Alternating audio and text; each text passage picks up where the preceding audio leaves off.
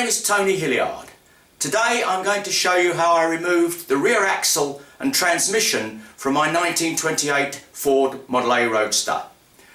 I would normally remove the transmission by taking out the engine and transmission as a unit from the front. But several people on various internet forums have said it was easier to pop the rear axle out than the transmission. So I thought I'd give it a try. When I first bought this Roadster a couple of years ago, it had a noisy transmission. So while I was giving it its first check over, I took the engine and transmission out to rectify a couple of engine problems. I replaced all the bearings and the transmission, hoping that this would stop the noise. Needless to say, it didn't.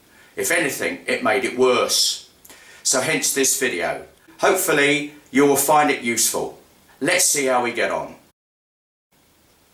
This is my 1928 Ford Roadster, apparently owned by one family from new. When I bought it, it came with the original 1928 bill of sale. The only thing I could criticise about it is the terrible colour, but that's for another time.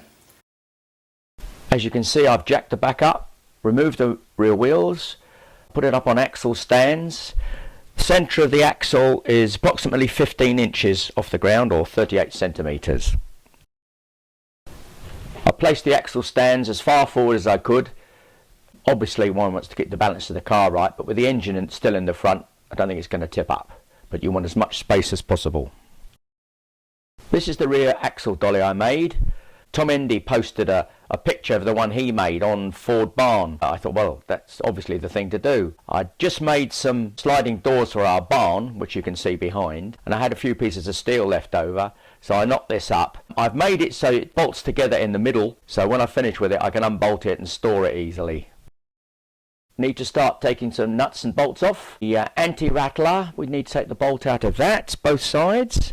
We need to unbolt the shock absorbers from inside the chassis, 2 nuts on each. Move the split pin and clevis pin from the brake rod and slacken off the 2 nuts on the shackle for the spring. Move the bolts where the exhaust clamps to the manifold. Move the bolt at the rear of the exhaust system, drop the exhaust down and slide it out the front.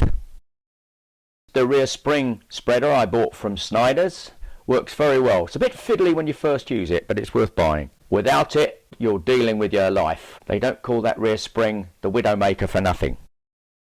Remove the floor to expose the gearbox. Disconnect the battery and remove it. As I've mentioned, the rear spring spreader is a bit fiddly to install the first time. What I did finally is I looped a cable tie over each end to support it. Otherwise I think it's flopping about all over.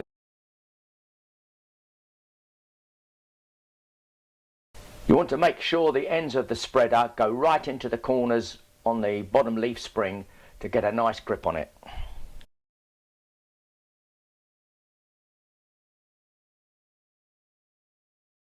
You need to tilt the rear axle dolly just a little bit to get under the back axle. Then you want to get it as far forward as possible, and when we're ready we'll have to jack up the back axle a little bit so you can loop the front of the rear axle dolly under the torque tube behind the transmission. Now remove the nuts on the inside of the spring shackles. When it comes to removing the link across the spring shackle on the inside, if it starts to come off easily, you know you've got the tension right on the rear spring. If it's difficult to get off, you might need to wind the spring spreader up a little bit to take the tension off the shackle. Then you need to tack the shackle out.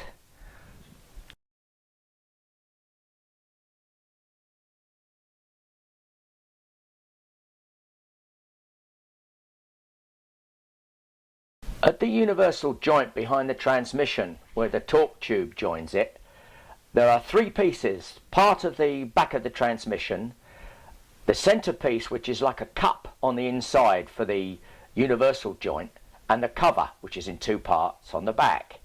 When you come to put this back in, it's so much easier if you spot punch those 3 parts before you take them apart. If you don't, it's very easy to get the inner section there round the wrong way, and you can spend an awful lot of time fiddling about. Remove the bolts holding the gear change tower. 6 total, 2 long ones at the front and 4 smaller ones.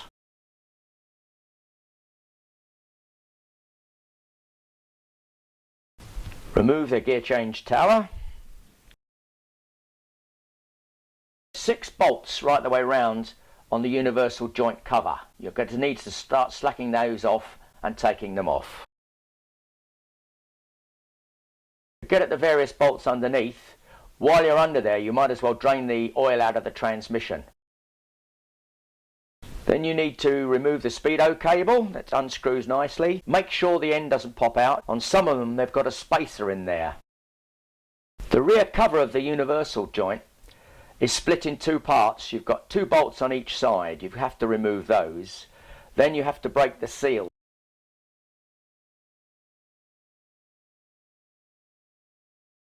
Where the torque tube joins the back of the transmission, there is like a ball and socket joint, and if you've been keeping that greased nicely, it acts like a large sucker. You've got to break that seal, hence the brutal treatment with the boot. Now the dolly comes into its own. You can slide it out of the back, pulling it to the side slightly to avoid damaging the fenders or mudguards.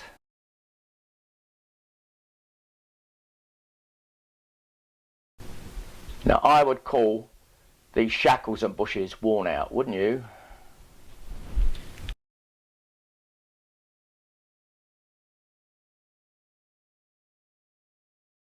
Now we need to remove the split pin and the clevis pin from the brake rod.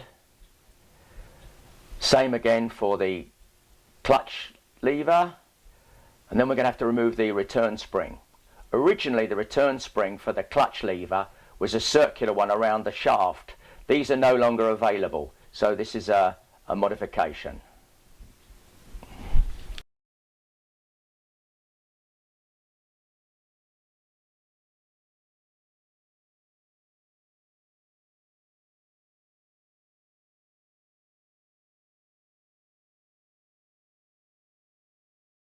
Next you need to start removing the 11 bolts holding the bell housing onto the back of the engine. Underneath again, to undo the rest of the bolts around the bell housing, it's necessary to remove the radius rod ball. There are 2 bolts underneath there. To keep it out of the way, I usually use a block of wood just to prop it out of the way.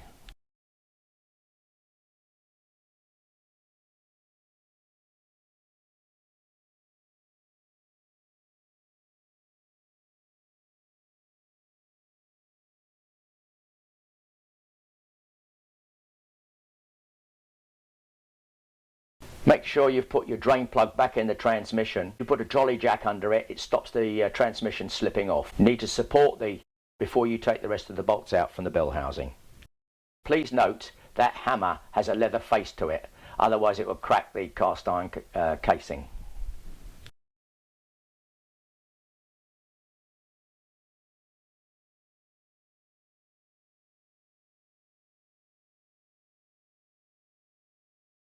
At this stage I decided to put a piece of wire around the clutch and the brake levers to stop them flopping about, make life easier. I don't think I'd want to do this without a hydraulic trolley jack. I think it makes life so much easier.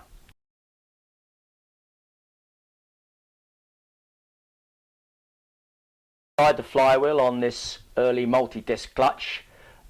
Just checked all the splines and they look fine. We can reuse that again. She is in all her glory.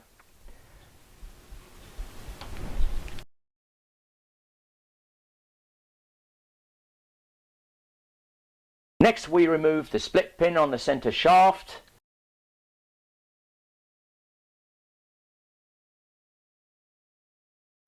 Undo the large nut in the middle.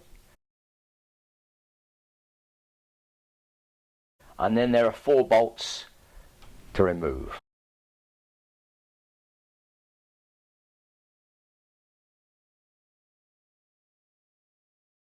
A very gentle tap. This is cast iron we're working with here. There she is, all ready to be rebuilt. I hope this video has been useful. Until next time, cheerio.